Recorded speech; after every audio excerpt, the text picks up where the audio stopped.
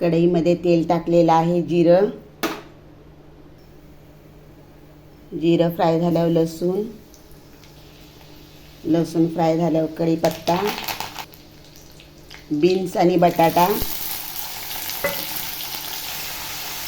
चांगलं परतून घ्यायचं लसणामध्ये.